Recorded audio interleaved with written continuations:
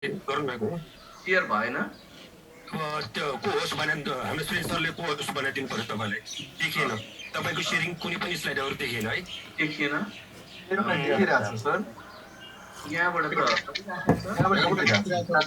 मेरोमा पनि देखिरहेको यता पनि देखिरहेको छ है, मका पनि देखिरहेको छ है। स्वर पनि स्पष्ट आइरहेको छ। होला यहाँ दिएको छ। हजुर यता पनि छैन। कन्टिन्यू गरौँ। जस्तो 2 औँला वा माथि औँलामा चाहिँ त्यो राख्नुपर्छ त्यो मेसिन। अनि हात धेरै पानीले भिजेको छ या चिसो छ या नङ पालिस लगाएको छ भने त्यो हटाउनु पर्यो, अलिकति न्यानो बनाउनु पर्यो त्यो औँलालाई, हातलाई। अनि त्यसपछि 30 देखि 60 सेकेन्डसम्म हेर्नुपर्छ त्यो मेसिन लगाइसकेपछि है। यसो गर्दाखेरि चाहिँ त्यो अलिकति त्यो जुन गलत चाहिँ रिडिङ आउने जुन चाहिँ अवस्था आउन सक्छ त्यसबाट बच्न सकिन्छ। किनभने यो कुराले हामी धेरैलाई तनाव दिएको छ। अनि अब जसलाई खोकी लाग्छ, खोकी खसखस गर्छ, अनि सास फेर्न अलिकति अप्ठ्यारो हुन्छ होइन, आफूलाई चाहिँ एकदम छाती भारी भएर आउँछ, त्यतिखेर यहाँ कसरी सुत्ने भन्ने खालको चाहिँ एक किसिमको चित्र मैले प्रस्तुत गर्न खोजेको छु। यो मैले समयको अभावले गर्दाखेरि यसलाई नेपालीमा चाहिँ बदल्न देखिरहेको हजुर। डक्टर साहब मैले 1 मिनट सरलाई डिस्टर्ब गरेँ। हजुरले अहिले जुन स्क्रिन सेयर गरिरहनु भएको छ त्यो स्क्रिन सेयर चाहिँ हामीले देखिरहेको छैन। सबैजनाले देख्नु भएको छैन।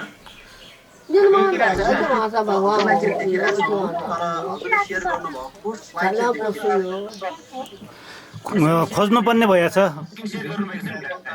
डाक्टरले स्लाइड गरेको चाहिँ देखेन भने के सुनि सर देखिएन।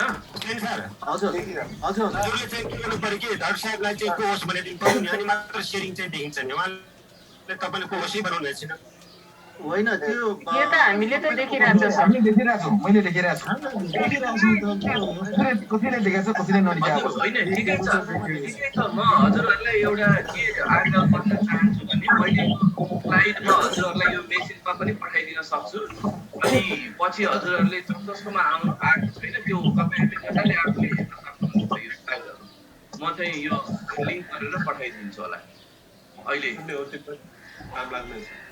हजुर। अनि जस्तो मैले यहाँ प्रस्तुत गरेको छु कि 2 घण्टा जति यसरी कसरी पहिलो चित्रमा देखाइएको छ कसरी चाहिँ पल्टिने, सास फेर्न अलिक अप्ठ्यारो भयो। किनभने अहिलेको स्थितिमा अघि चाहिँ व्यक्त गरिए अनुसार नै अस्पतालमा बेडको अभाव या अक्सिजनको अभाव या अरू धेरै कुराको अभाव, औषधिको अभाव र भिडभाड धेरै हुनाले अलिकति अप्ठ्यारो छ भने त्यो अप्ठ्यारोलाई कसरी सहज बनाउन सकिन्छ भनेर यसमा चाहिँ व्यक्त गरिएको छ है।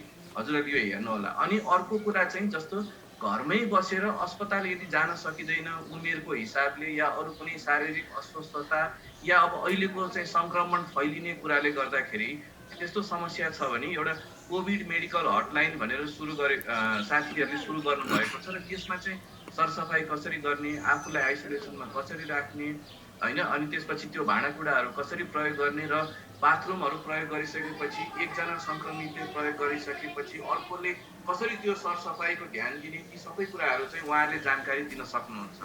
र त्यसको लागि मैले यो क्लिप प्रस्तुत गरेँ। अब अर्को चाहिँ अब हामीले अब यो परिस्थिति नै यस्तै भयो कि हामीले हिजो अस्तिसम्म हिँड्दा हिँड्दै बोल्दा बोल्दै गरेका साथीहरू या आफन्तहरूलाई अहिले गुमाउनु परेको छ होइन। अब यो चाहिँ एक किसिमले छालको रूपमा आउँदैछ। यो कोभिड-19 हाम्रो माझमा छालको रूपमा आउँदैछ हो। निश्चय नै हाम्रा स्रोतहरूका अभाव जुन कुरा हामीले नै आफैले पनि अनुभव गरेका छौँ, सायद हाम्रा धेरै पक्षका कमी कमजोरीले गर्दा त्यस्ता भएका होलान्। तर त्यो अब कमी कमजोरी खेलाउने भन्दा पनि अहिले त्यसले हामीलाई के गर्दैछ र हामीले के गर्न सक्छौँ। र हजुरहरू सबै मैले यो कार्यक्रममा उपस्थित हुँदाखेरि चाहिँ देखेको र हजुरहरूले निमन्त्रणा गरेको चाहिँ एउटा यो प्लेटफर्म भनेको चेम्बर अफ कमर्स रहेछ भक्तपुरको। र यसमा अलिकति हामी सबैजनालाई के हुनसक्छ भन्ने कुरा थोरै केही कुराहरू मैले यहाँ प्रस्तुत गर्न खोजेको छु। जस्तो यो वेभले गर्दाखेरि, यो कोभिड-19 को चाहिँ एक किसिमको वेभले गर्दाखेरि हामीलाई धेरै कुराहरू हुनसक्छ। एउटा तनाव हुनसक्छ, अर्को निन्द्रा कम या बढी हुनसक्छ होइन, चिन्ता त्रास पनि उत्तिकै छ, निराशाका विचारहरू हामी सबैमा सधैँ नै छ। अनि हामीले चाहिँ कतिपय कुराहरू स्वीकार गर्न सकिराखेकै छैनौँ, किनभने अघि भर्खरसम्म कुरा गरेको अब छैन भनेपछि त्यो अवस्थाको स्वीकार गर्न हामी सकिराखेकै छैनौँ। अनि रिस छ, डर छ त्यत्तिकै, अनि निर्णय गर्न झन्झन गाह्रो छ। त्यस बिचमा पनि हामी अब परिस्थितिले सबै एकै ठाउँमा र एउटा सानो घेराभित्र एउटा कोठा या एउटा घरभित्र बस्नुपर्ने भएको हुनाले त्यहाँ तनावको वातावरण पनि बढ्दै गएको छ र त्यहाँ केटाकेटी चाहिँ महिला हिंसा पनि बढ्न सकेको हुनसक्छ र अनि कसैले चाहिँ सबै कुरा बिर्सिनु पर्यो, धेरै दुःख आइपर्यो, हामीलाई भनेर रक्सी या अरू कुनै नशालु पदार्थको सेवन पनि बढ्दै गएको छ भनेपछि यस कोभिडको वेभले हाम्रो चाहिँ स्वास्थ्यमा, जस्तो कि यतापट्टि चाहिँ मानसिक स्वास्थ्यमा या हाम्रो व्यवहारमा धेरै खालका चाहिँ समस्याहरू पैदा गरेका छन् हैन। अब अनि समुदायको चासो अहिले हाम्रो कतातिर तिर्सिएको छ भने हाम्रो दैनिक व्यवहार। अब दैनिक व्यवहार कसरी चलाउने, यो व्यवहारमा चाहिँ आर्थिक व्यवहार पनि हुनसक्छ, लेनदेन पनि हुनसक्छ, या चाहिँ हामीले खरिद बिक्री गर्ने कुरा पनि हुनसक्छ, या परिवारभित्रका सदस्यहरूको व्यवहार या साथी बिचको व्यवहार। जस्तो अघि नै यो कुरा उठिसक्यो कि अब एकदम नजिकैको साथी चिया खान जाँदाखेरि आऊ साथी सँगै बसौँ चिया खाउँ भन्ने स्थिति हुन्थ्यो। अब अहिले चाहिँ टाढा बसौँ, अलिक टाढा जाउँ या त पसलमै जान सकिँदैन अहिले त होइन, अलिकति टाढै बसौँ भनेपछि मनमा अलिक अर्कै किसिमको चाहिँ भावना आउने रहेछ। त्यसमाथि पनि अर्को अर्थव्यवस्थाको कुरा छ। अनि रोकथामका रणनीतिहरू जति हामीले पालना गर्नुपर्ने हो या जति हामीले बुझ्नुपर्ने हो या जति हामीले सिकिसक्नुपर्ने हो या जति सिकाइनु पर्ने हो त्यो सबै हामीमा नपुगिसकेको पनि हुनसक्छ र हामीले धेरै कुराहरू अझैसम्म पनि सिक्न सकिसकेका छैनौँ। त्यसका पछाडिका धेरै कारणहरू छन्। र अर्को कुरा नीति निर्माताका निर्णयहरू, जुन निर्णयहरूले गर्दाखेरि हाम्रो जीवनमा धेरै प्रभाव पार्छन्, हाम्रो दैनिक जीवनमा, हाम्रो चाहिँ व्यावहारिक जीवनमा, हाम्रो एक आपसको सम्बन्धमा, एक आपसको चाहिँ व्यवस्थापनको कुरामा ती निर्णयहरू। अनि अर्को चाहिँ पठन पाठनको क्षेत्र, किनभने हाम्रा घरमा बालबालिकाहरू हुन्छन्, सबैका घरमा बालबालिका छन्, उनीहरूले आफ्नो पठन पाठन कसरी कायम गर्न सक्छन् हो त्यो कुराहरूमा पनि उत्तिकै तनावको वातावरण छ। यो समुदायको चासो हो। अनि अर्को कुरा हाम्रो स्वास्थ्य क्षेत्र र स्वास्थ्य संस्थाहरू कसरी चलिराखेका छन्, तिनीहरू कसरी व्यवस्थापन भइराखेका छन्, त्यसमा कार्यरत सेवा दिने व्यक्तिहरूले कसरी काम गरिराखेका छन् होइन, यो पनि समुदायको चासोभित्र पर्छ। अनि अहिलेको अर्को महत्त्वपूर्ण कुरा यो चाहिँ हामीले जुन महामारी पेन्डेमिक भन्छौँ त्यस्तै किसिमले एउटा अर्को किसिमको महामारी हुँदो रहेछ, इन्फोडेमिक भन्ने होइन। र यो चाहिँ सूचना तथा सञ्चार प्रणालीको उचित प्रयोग तथा व्यवस्थापन हामीले अझै कति गरिसकेका छौँ या छैनौँ, या जान्दछौँ या जान्दैनौँ, त्यो कुरामा पनि भर पर्दो रहेछ। अनि हाम्रा युवा वर्गहरू, किनभने हाम्रो भविष्य भनेकै हाम्रा केटाकेटीहरू, हाम्रा युवा वर्ग होइन, र हामीले गर्ने निर्णयका कुराहरूले हाम्रो भविष्य निर्धारण गर्छ। त्यसले गर्दाखेरि अहिले यी कुराहरू हाम्रा समुदायका चासो भएका छन्। र अब अनि जस्तो कहिलेकाहीँ अघि नै मैले एउटा कुरा उठाएँ कि हामीले जस्तो नीति निर्णय र निर्माण गर्ने जुन तहमा बस्ने महानुभावहरू हुनुहुन्छ, उहाँहरूले आफ्नो तर्फबाट हरदम या हर प्रयास गर्नुभएको होला र विभिन्न क्षेत्रबाट आफूले गर्न सक्ने कामहरू गर्दै पनि कहिलेकाहीँ उचित व्यवस्थापन गर्न नसकिएको कारणले गर्दाखेरि या रणनीति राम्रो बनाउन नसकिएको कारणले गर्दाखेरि यो कोभिड-19 को नियन्त्रणको व्यवस्थापनमा धेरै नै कमी भएको हामी सबैले अनुभव गरेका छौँ होइन। यो एकजना व्यक्ति या एउटा ठाउँ या एउटा समुदाय, एउटा गाउँ या एउटा जिल्ला, देश, त्यस्तो स्थिति आइपुगेको छ। तैपनि यस्तो बेलामा हामीले हाम्रो संयमलाई कायम राखेर होइन, र ती कायम राखेर हामीमा कस्ता किसिमका मनोभावनाहरू उत्पन्न भएका छन्, ती असफल रणनीतिको कारणले गर्दाखेरि ती मनोभावनालाई पनि केलाएर हामीले आफ्नो तर्फबाट के गर्न सक्छौँ, जुनसुकै तहबाट पनि त्यो कुराहरू सोच्नुपर्ने आजको एकदम चाहिँ निर्णायक जरुरत भएको छ। अनि म अब अर्को कुरा हजुरलाई राख्न गइरहेको छु, यो मानसिक स्वास्थ्यको सपोर्ट होइन। अब यो कसलाई चाहिन्छ त, अहिले कसलाई आवश्यक छ भन्दाखेरि सबभन्दा महत्त्वपूर्ण, जसरी अहिले होम आइसोलेसनमा बसिराख्नु भएको छ, सङ्क्रमितहरू घरमा बस्नु भएको छ र समुदायमा बस्नु भएको छ, अनि त्यस्तै गरिकन जो चाहिँ होम आइसोलेसन र समुदायको आइसोलेसनबाट निस्किसक्नु भएको छ र अस्पतालमा जो भर्ना हुनुभएको सदस्यहरू हुनुहुन्छ र घरका अरू सदस्य होइन अनि परिवार गुमाएका सदस्य अनि हस्पिटलबाट फेरि डिस्चार्ज भएर आउनुभएको सङ्क्रमित पूर्व सङ्क्रमितहरू अनि त्यस्तै गरी अहिले विभिन्न खालका सेवाहरूमा फ्रन्ट लाइनरमा काम गर्ने जनशक्तिहरू जस्तै सुरक्षा निकायका पठन पाठन व्यवस्थापन गर्ने चाहिँ शिक्षक शिक्षिकाहरू हुन त यो सबै कार्यक्रम अनलाइनबाटै धेरै जसो भइराखेको छ तर पनि त्यहाँ उहाँहरूलाई पनि एक किसिमको चाहिँ मेन्टल हेल्थ सपोर्टको जरुरी छ होइन र आपूर्ति व्यवस्थापक जसले गरिराख्नु भएको छ र सरसफाइ अभियानमा जो हुनुहुन्छ अनि व्यवस्थापनमा र निर्णयकर्ता जो हुनुहुन्छ उहाँहरू सबैलाई अहिले एक किसिमको ढाडस एक किसिमको के भन्छ त्यसलाई ऊर्जा चाहिएको छ अनि सम्पूर्ण समुदाय अब यसमा चाहिँ कोही पनि छुट्न हुँदैन जस्तो लाग्छ अनि अर्को कुरा हजुरहरू जहाँ अहिले हामी सबैजना उपस्थित भएका छौँ र हुन त यो मेरो आफ्नो स्पेसिफिक विषय त होइन तर हामी सबै चाहिँ एउटा आर्थिक मेरुदण्ड यति महत्त्वपूर्ण हुँदो रहेछ हामी सबैलाई हाम्रो आर्थिक मेरुदण्ड चाहिँ ठिक छैन भने र यो झन्झन बिग्रिँदै गयो भने हामीले अरू कुराहरूका चाहिँ जिम्मेवारी अथवा व्यवस्थापन गर्न नसक्ने हुनाले र त्यहाँबाट धेरै ठुलो तनाव उत्पन्न हुने चाहिँ देखिएको छ होइन जस्तो कि अब भरे कसरी व्यवस्थापन गर्ने भरे चाहिँ कसरी परिवार चलाउने या भरे परिवारको रेखदेख कसरी गर्ने या जे छन् व्यवहारिक समस्याहरू सानो घेरामा भए पनि कसरी त्यसलाई हल गर्ने भन्ने कुरा एकदम महत्त्वपूर्ण हुँदो रहेछ सायद नीति निर्माण तहमा बस्ने महानुभावहरूले यो कुरा अझ बढी सोच्नु भएको होला र मैले यहाँ केही कुराहरू अलिकति केही राख्न गइरहेको छु जस्तो हाम्रो एउटा बाटो हुँदो रहेछ यो आर्थिक व्यवस्थापनमा कर्पोरेट सोसियल रेस्पोन्सिबिलिटी जस्तो सामाजिक उत्तरदायित्व यदि हामीसँग या मसँग कोहीसँग सानो व्यवसाय छ भने समाजमा मेरो त्यो आफ्नो व्यवसायको चाहिँ नाफा बाहेक मैले कति चाहिँ कन्ट्रिब्युट गर्नुपर्छ भन्ने कुरा पनि महत्त्वपूर्ण हुँदो रहेछ र जसले गर्दाखेरि जस्तो अहिले हामीले जुन अभावहरू खेपिरहेका छौँ समुदाय स्तरमा व्यक्ति स्तरमा त्यसले पनि त्यो थोरै चाहिँ पुरा गर्न सक्छ कि जसले गर्दा धेरैजनाको तनाव कम गर्न सकिन्छ कि अनि अर्को कुरा चाहिँ जस्तो लगानी गर्ने चाहिँ रणनीतिहरू थोरै परिवर्तन गरेर समुदायमा रहेका साधारण व्यक्तिहरूको पनि त्यो कुनै संस्था जहाँ उनीहरू काम गर्छन् त्यहाँ उनीहरूलाई पनि केही चाहिँ हिस्सेदारी दिने हो कि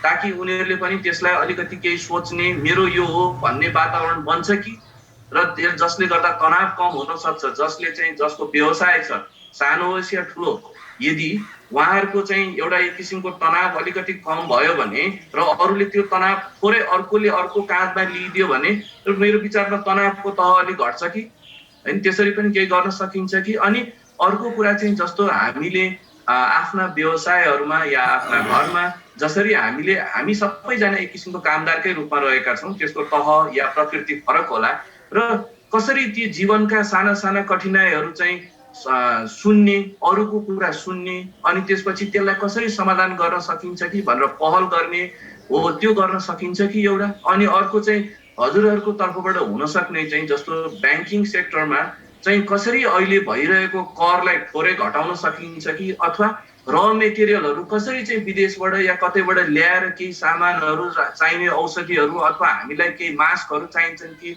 अथवा कुनै ब्यान्डेजहरू चाहिन्छन् कि या दबाईहरू चाहिन्छन् कि त्यसको लागि कसरी ब्याङ्कहरूसँग कुरा गर्न सकिन्छ त्यो गरेर पनि केही तनाव कम गर्न सकिन्छ कि अथवा अर्को पनि कस्तो कुरा हुँदो रहेछ भने जस्तो हामी कुनै चाहिँ सेवाग्राहीहरू कतै सेवा लिन जाँदाखेरि हामीलाई त्यो सेवा लिँदाखेरि प्रदान गरिने हामीले पाउने जुन एउटा माया ममता र त्यो एउटा विश्वास हुन्छ नि त्यो विश्वासलाई कायम राख्न अझै केही गर्न सकिन्छ कि हाम्रो गुण बढाउन सकिन्छ कि त्यो पनि सोच्न सकिन्छ त्यसले पनि समाजमा तनाव धेरै नै कम गर्न सकिन्छ अनि त्यो बाहेक पनि जस्तो चाहिँ जनप्रतिनिधिका तहमा भएका सबै तल्लो तहदेखि जुन तहसम्म समन्वय सम्पर्क राख्न सकिन्छ त्यो गरेर पनि अलिकति तनाव घटाउने केही उपायहरू निकाल्न सकिन्छ कि यी कुराहरू चाहिँ मैले यो व्यावसायिक क्षेत्रमा रहेर हामी सबैजना जो जति रहेका छौँ हुनुहुन्छ उहाँहरूलाई तनाव कसरी कम गर्न सकिन्छ कि भनेर एउटा बाटो हुन्छ कि भनेर निकालेको अब अनि अर्को चाहिँ जस्तो अब अहिलेको स्थितिमा व्यवसायहरू या चाहिँ उद्योग कल कारखानाहरू चलाउन चाहिँ संक्रमणको कारणले चलाउन त्यति सम्भव देखिँदैन। तैपनि जस्तो कि कुनै कुनै उद्योगहरू जसमा चाहिँ यातायातको व्यवस्था गर्न सकिन्छ, त्यहाँ काम गर्ने श्रमिकहरूलाई भने त्यस्ता खालका उद्योगहरू केही राख्न या चलाउन सकिन्छ कि त्यतातिर पनि सोच्नु पर्ने हुन सक्छ।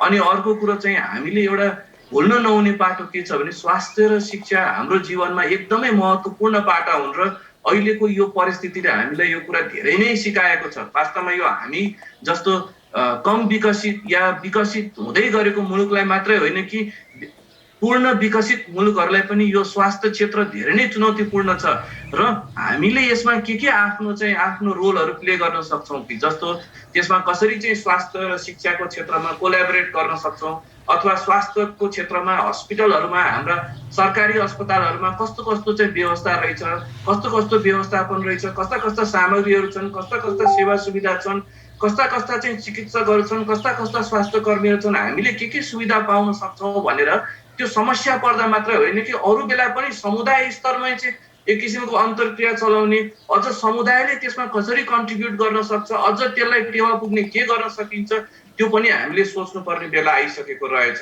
अनि अर्को चाहिँ शिक्षा क्षेत्रमा जस्तो अघि पनि मैले भने हाम्रा बालबालिका भनेको हाम्रो भविष्य हुन्। अहिले जस्तो सुकै विषम परिस्थिति भए पनि रोग व्याधि या कुनै प्रलय जे भूकम्प जे भए पनि भविष्यको लागि त हामीले सबैले सोच्नु नै पर्ने हुन्छ, किनभने ती भनेका हाम्रा फुलहरू हुन् र फुलहरू विकसित भए पनि उनले संसारमा केही गरेर देखाउन सक्छन् र हामीले हरदम हाम्रो तर्फबाट सबैतिरबाट कोसिस गर्दैछौँ। तैपनि जस्तो म एउटा उदाहरण दिन चाहन्छु, कुनै एउटा देशले चाहिँ अर्को देशलाई यो पढ्नको लागि अहिले अनलाइन पढ्नको लागि भनेर चाहिँ ट्याब्लेटहरू चाहिँ धेरै मात्रामा अनुदान दिएछ ताकि विद्यार्थीहरूले कलिला विद्यार्थीहरूले चाहिँ उनीहरूको पढाइ नछुटोस् भनेर। हाम्रो तर्फबाट पनि हामीले त्यस्तो केही सुरुवातहरू गर्न सक्छौँ कि जसले गर्दा चाहिँ आमा बाउहरूको अभिभावकहरूको र सबै चाहिँ शिक्षा क्षेत्रको तनाव अलिक कम हुन्छ कि। अनि अर्को कुरा चाहिँ हाम्रा जुन उद्योग व्यवसायहरू छन् तिनमा चाहिँ जस्तो हाम्रो यो सरसफाइ अभियानहरू अनि त्यसपछि त्यहाँबाट उत्पादन हुने फोहोरहरू हामीले त्यसलाई कसरी म्यानेज गर्ने चाहिँ उपायहरू पहिला निकालेको थियौँ। अबको परिप्रेक्ष्यमा ती कतिका चाहिँ उपयुक्त छन्, अब तिनलाई के गर्नुपर्छ, किनभने हामीले भविष्यतिर जानै पर्छ र वर्तमानमा त्यो काम सुरु गर्नै पर्छ। अनि अर्को चाहिँ जस्तो वातावरणीय प्रभाव, जस्तो कि अहिले हामी यो ग्लोबल क्लाइमेटिक चेन्ज भन्छौँ, त्यसले गर्दाखेरि हाम्रो वातावरणमा जुन प्रभाव पर्दैछ त्यो प्रभावले अझै रोग व्याधिहरू बढ्न सक्छ कि होइन, यो कुराहरूतर्फ पनि सोच्नु पर्ने हुनाले अब वातावरणलाई असर नपर्ने खालका चाहिँ सामग्रीहरू अथवा चाहिँ इक्विपमेन्ट्सहरू अथवा चाहिँ उद्योगहरू कसरी बनाउन सकिन्छ, के गर्न सकिन्छ भनेर सबैजनाले सोच्नु पर्ने बेला अब आइसके जस्तो लाग्छ। अनि अर्को चाहिँ एकदम हुन त नेपालको सबै भागमा इन्टरनेट नपुगेको पनि हुनसक्छ, जसरी अहिले हामी सबैजना बोलिराखेका छौँ, सबै नेपालका सबै क्षेत्रमा दूरदराजमा यसरी नपुग्न पनि सक्छौँ। तैपनि जहाँ जहाँ पुग्न सक्छौँ त्यहाँ चाहिँ डिजिटल प्लेटफर्महरू कसरी बनाउन सकिन्छ, मार्केटिङको लागि डेलिभरी कसरी क्रिएट गर्न सकिन्छ या ब्लक चेन सिस्टम कसरी बनाउन सकिन्छ, अनि हाम्रो ट्रान्जेक्सनहरू चाहिँ कसरी चाहिँ सङ्क्रमण रहित बनाउन सक्छौँ भन्ने कुरा पनि सोच्नुपर्छ। अनि अर्को चाहिँ जस्तो अब यो चाहिँ हामीले अहिले संसारमा प्राय जसो यसो हेर्दाखेरि दुई किसिमको आर्थिक मोडलहरू फलो गरिराखेका रहेछौँ। एउटा चाहिँ हामी क्यापिटलिस्टिक मोडल भन्छौँ, अर्को चाहिँ एउटा टोटल हार्डलाइन कम्युनिस्ट मोडल भन्छौँ होइन, इकोनोमीमा पनि। र अब हामीले यसो विश्व व्यवस्था र विश्वको इतिहास हेर्दै हेर्दै ल्याउने हो भने विकसित देशहरूबाट पनि हाम्रा प्राकृतिक स्रोतहरू धेरै दोहन भएका छन्। हामी सबैका यो विश्वको कुरा गरेको र त्यसले गर्दा हाम्रो चाहिँ वातावरणमा धेरै असर परेको छ, लेबर मार्केटमा धेरै असर परेको छ होइन। अनि त्यस्तै गरी कम्युनिस्ट टोटलिटेरियन जुन इकोनोमिक सिस्टम भन्छन् त्यसमा पनि त समस्या धेरै नै छन् नि। जस्तो चाहिँ श्रमिकले आफूले जुन चाहिँ व्यवस्थापन गरेर उसले जति काम गर्छ त्यो अनुसारको भन्दा पनि सबैलाई उत्तिकै भनेपछि त्यहाँ केही न केही फरक त हामीले पाएका छौँ र त्यसले गर्दा पनि वास्तवमा विश्व बजारमा ठुलै तनाव छ होइन। र त्यसलाई व्यवस्थापन गर्ने भन्ने धेरै सोचहरू उठेका छन्। तर नेपालले हामीले हाम्रो समुदायले सामाजिक मोडल कसरी निकाल्न सक्छौँ जसले हामी भित्रै भएको चाहिँ केही कुरालाई कसरी सदुपयोग गर्न सक्छ र कसले एकदम सबैलाई सापेक्षिक रूपमा कसैलाई पनि मर्का नपर्ने कस्तो खालको चाहिँ आर्थिक प्रणाली हुन सक्छ त्यो हजुरहरूबाट त्यो केही कुराहरू आउन सक्छ भन्ने हामीले आशा गरेका छौँ र यी कुराहरूले चाहिँ हाम्रो व्यावसायिक क्षेत्रमा हैन परेका तनावहरूलाई सायद कम गर्न सक्छ कि अब म हजुरहरूलाई थोरै अर्को कुरा भन्न जाँदैछु जस्तो अब हाम्रो अहिले यो एउटा निकै चाहिँ ताकिएको विषय भन्छन् तनाव व्यवस्थापन किनभने अहिले प्रत्येक हामी जस्तो जो व्यक्तिहरू फ्रन्ट लाइनमा उभिनु भएको छ उहाँहरूलाई पनि उति नै तनाव छ जो घरभित्र हुनुहुन्छ सानो बच्चादेखि लिएर वृद्ध अवस्थामा रहेका महानुभावहरू सबैलाई अहिले तनाव छ धेरै खालका तनावहरू छन् अब तर तनाव कसरी व्यवस्थापन गर्ने त हाम्रै परिप्रेक्ष्यमा हैन अनि भन्ने कुरा सोच्दै ल्याउँदाखेरि एउटा जस्तो हाम्रो चाहिँ एकदम पुरातात्विक कुरा गर्दाखेरि हामी वास्तवमा एउटा एक किसिमको संस्कारमा हुर्किया छौँ यो संस्कारमा कडापन र चाहिँ नरमपन भन्ने कुरालाई हामीले चाहिँ रिप्रेजेन्ट गर्ने या चाहिँ इङ्गित गर्ने भनेको हामी देउता र दानव भन्छौँ हैन अनि त्यो चाहिँ कस्तो हुँदो रहेछ भने जस्तो एकदम त्यो पुरानो त्यो हाम्रो संस्कारदेखि सोच्दै ल्याउँदाखेरि हाम्रो शरीरभित्र पनि हामी हेर्दै गयो भने हामी आफै भित्र अहिले चाहिँ शारीरिक रूपमा हेरौँ न जस्तो हाम्रो दाँत कडा हुन्छ नि होइन दाँत कडा हुन्छ तर जिब्रो चाहिँ नरम हुन्छ अब एकछिन त्यो दाँतलाई हामीले दानव मानौँ जिब्रोलाई चाहिँ देउता मानौँ होइन त्यो दाँत र जिब्रोको जुन किसिमको समायोजन हुन्छ त्यो समायोजन भइसकेपछि मात्रै हामीले खाएको खाना राम्रोसँग त्यो मुखबाट लिएर गएर पचाएर अनि त्यसपछि शरीरमा हामीलाई चाहिने हामी ऊर्जा लिन सक्छौँ भनेपछि हाम्रा कडापन हाम्रा नरमपन हो यस्तो अवस्थामा त झन् ती सबैलाई उपयोग गर्नुपर्ने रहेछ अनि म एउटा उदाहरण दिन चाहन्छु अर्को पनि यो तनाव व्यवस्थापनको कुरामा हामी वास्तवमा रेडियो टेलिभिजन हेर्ने गर्छौँ अनि त्यो चाहिँ कार्यक्रमहरू हेर्दै जाँदाखेरि प्रस्तोताहरू वक्ताहरू उहाँहरूलाई पनि हामी तनावमा देख्छौँ होइन र त्यो तनावहरू हामीले उहाँहरूको तनाव पनि हामीले लिइराखेका हुन्छौँ तर पनि यस्तो परिस्थिति छ कि बाहिर त्यो तनाव लिन सक्ने हामी अवस्थामै छैनौँ होइन अनि अर्को हामीले बुझाउनु पर्ने कुरा के छ भने यदि यसो कल्पना गरौँ एउटा बिरालोको बच्चा छ एउटा कुकुरको बच्चा छ र कुकुरको पनि आमा र बिरालोको पनि आमा दुईजना मरेछन् जन्म दिएर त्यो बिरालो र कुकुरलाई अनि के हुँदो रहेछ भन्दा त्यहाँ अरू केही रहेनछ त्यो एक किसिमको जङ्गल जस्तै केही त्यो एउटा टापुमा हुँदो रहेछन्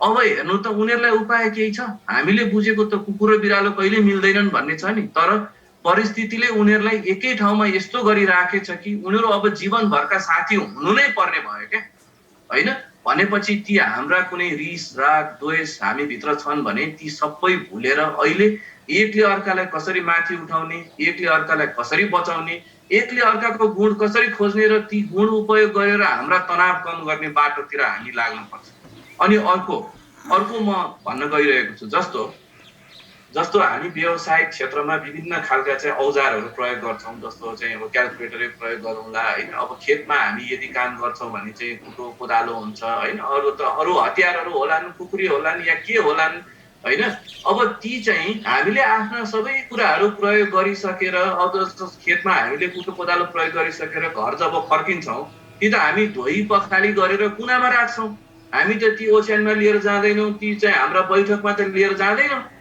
तर हाम्रो चाहिँ के भयो भन्दाखेरि जुन चाहिँ हामीले औजार मानेका मोबाइल ल्यापटप यी सबै सामग्रीहरू के गर्ने भयो त भन्दाखेरि ती औजारहरूलाई व्यवस्थापन गर्न नजानेर हामी सँगसँगै लिएर सुत्ने भयो होइन तिनले हामीमा कति असर पारिराखेछ तिनले के प्रभाव पारिराखेछ तिनले हाम्रा बच्चा बच्चीमा हाम्रा युवा वर्गमा चाहिँ सूचना सञ्चारको कुरा नियन्त्रण गर्न नसकेर कस्तो तनाव चाहिँ उत्पन्न भएको छ यो कुराहरू पनि अब हामीले सोच्नु पर्ने सिक्नु पर्ने बरु त्यसलाई कसरी उपयोग गर्न सकिन्छ त्यो बाटोतिर लाग्दाखेरि अलिक तनाव कम हुन्छ कि हजुर अनि अर्को कुरा चाहिँ जस्तो अनि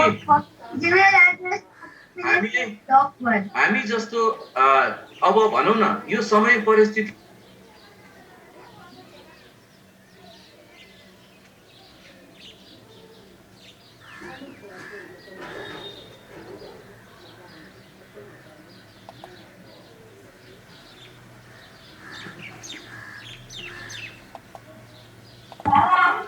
स्पिकर म्युट भयो।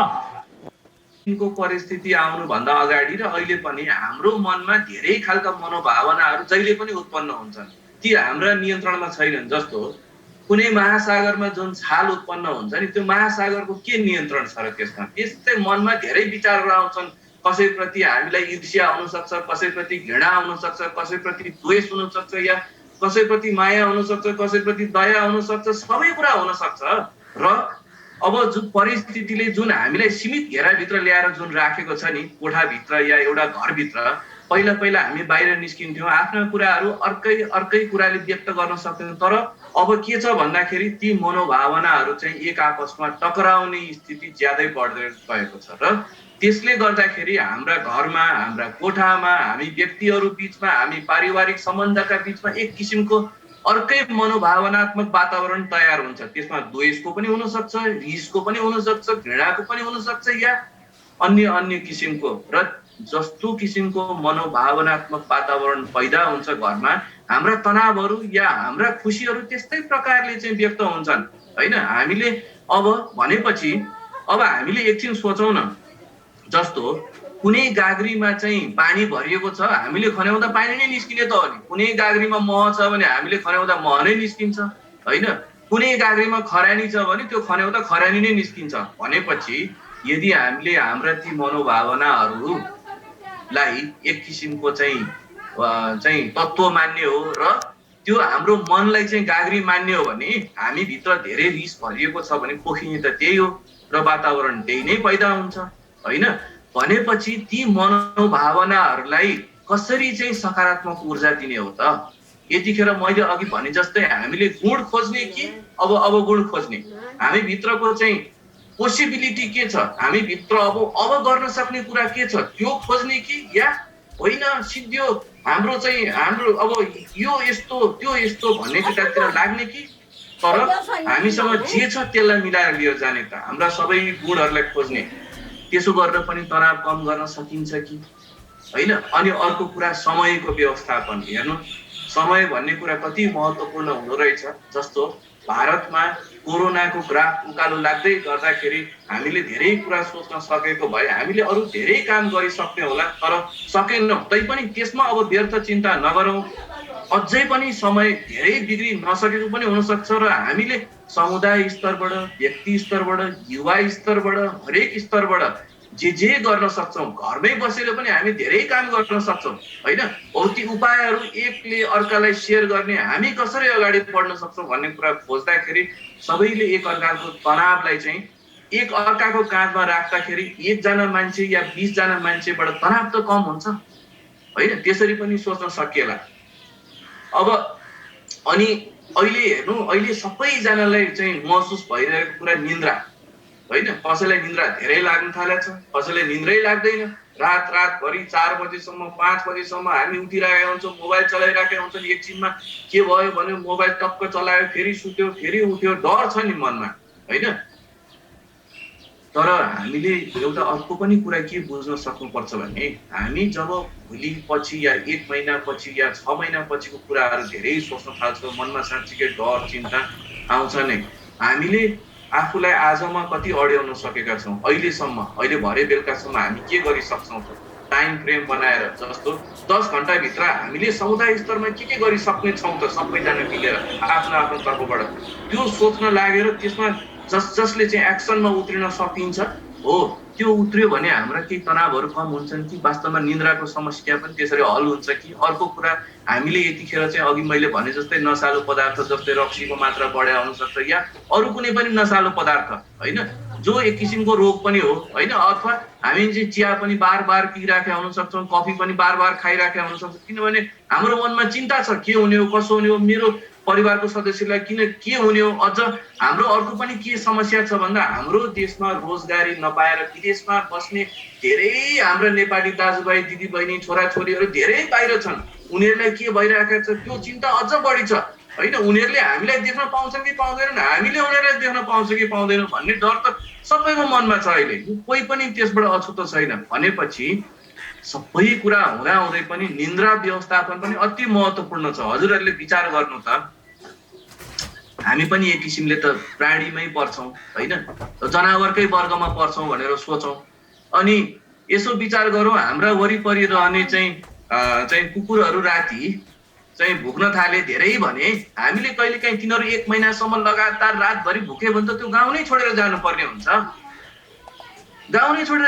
हुन्छ, किनभने हामी सुत्न सक्दैनौँ। भनेपछि यसो विचार गरौँ त, कतिजनालाई अहिले समस्या छ निन्द्राको होइन, कतिजनालाई समस्या छ। अब त्यसबाट कसरी बाहिर निस्किने? हामीले जति कुरामा हाम्रो नियन्त्रण हुन्छ, जति कुरामा हाम्रो निर्णय हुन्छ र जति हामीले कार्यरूपमा लान सक्छौँ त्यो कुरा मात्रै सोच्ने कि होइन, सूचना सञ्चार प्रणालीलाई हाम्रो आवश्यकता मात्रै अनुसार लिने कि होइन। अनि अर्को कुरा, अब यो चाहिँ कम्युनिकेसन जुन कुरा भन्छौँ हामी, भनेको मतलब सञ्चार, हामीले वास्तवमा हामीले अझै पनि धेरै कुराहरू सिक्न बाँकी रहेछन् भन्ने कुरा चाहिँ हामीले जे अवस्थाहरू भोगिरहेका छौँ। अघि यो कुरा उठेको पनि थियो, वास्तवमा सबै देखिरहेका कुरा, सुनेको कुरा सत्य हुन् कि होइनन् होइन।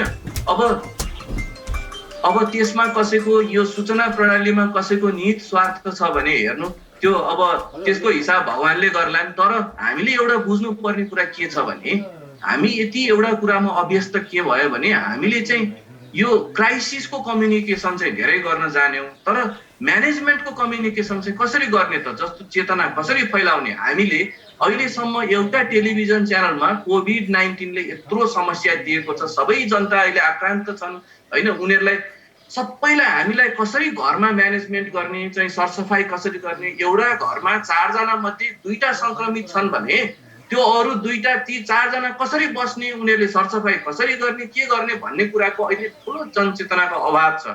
समुदाय स्तरमै हामीले हाम्रो कुनै च्यानलहरू छन्, टेलिभिजन च्यानल छन् भने 24 घण्टा प्रसारण गर्न हामीले सक्छौँ कि त्यो कुरा चेतना अभिवृद्धि गर्ने? जस्तो थोरै के भयो भने के गर्ने, यो समस्या बढ्यो भने के गर्ने, घरमै कसरी व्यवस्थापन गर्ने ताकि बाहिर सङ्क्रमण नफैलियोस् होइन।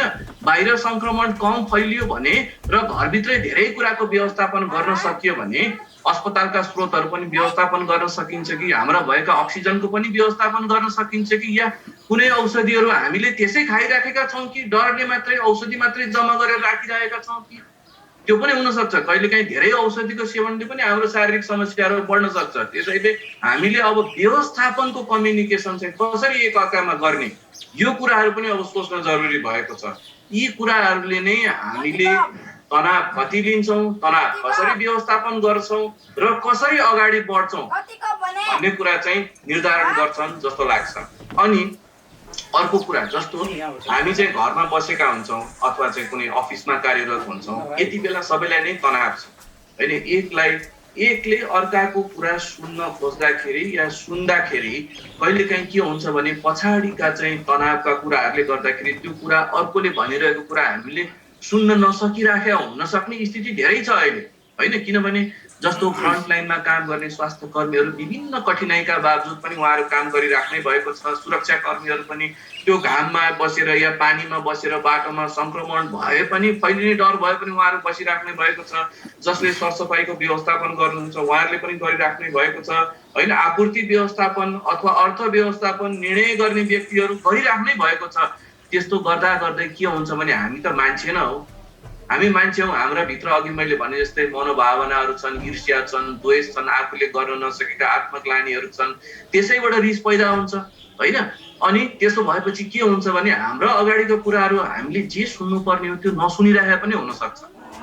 वास्तवमा हामीले कसैको बारेमा सुन्दाखेरि जहिले पनि उसको खुट्टामा बसेर, उसको जुत्तामा आफूलाई उभ्याएर भित्र राखेर हामीले जब सुन्न थाल्छौँ अनि अर्काको समस्या बल्ल बुझ्न थाल्छौँ र अर्काको समस्या बुझ्नलाई पहिला त्यो व्यक्तिले आफूलाई पनि त्यति नै माया गरेको हुनु पर्यो। मैले यस्तो बेलामा पनि मैले आफ्नो केयर चाहिँ छोड्नु हुँदैन है। आफू भित्रको जस्तो आफूले सुत्ने समय, आफूले खाने समय, आफूले दिनको 3 देखि 4 लिटर पानी पिउने कुरा होइन, अनि त्यसपछि स्वस्थदायक खानेकुरा कसरी खाने, कसरी थोरै कुराबाट आफूलाई कसरी चाहिँ सबैलाई व्यवस्थापन गर्ने, कम से कम स्रोत प्रयोग गरेर आफू कसरी स्वस्थ रहने होइन। अनि प्रविधि हामीसँग अहिले प्रविधि जति छन् पहिला थिएनन् हेर्नु, ती प्रविधि उच्चतम प्रयोग गरेर आफ्नो अर्थव्यवस्था पनि कसरी कायम राख्ने, यी सबै कुराहरू सोच्नको लागि त हामीले त सुन्न जरुरी छ।